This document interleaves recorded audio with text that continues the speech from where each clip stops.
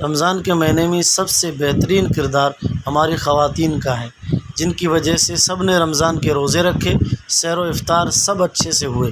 ہماری ان خواتین نے پورا مہینہ اپنی زندگی کی قربانی دے کر سب گھر والوں کو سحر و افطار کرایا، پھر چھوٹے بچوں کو ناشتہ کرا کر اسکول بھیجنا، بزرگوں کے کھانے پینے کے انتظامات کیے، اپنی نمازیں، تلاوت، تسبیحات، نوافل وغیرہ پڑھے۔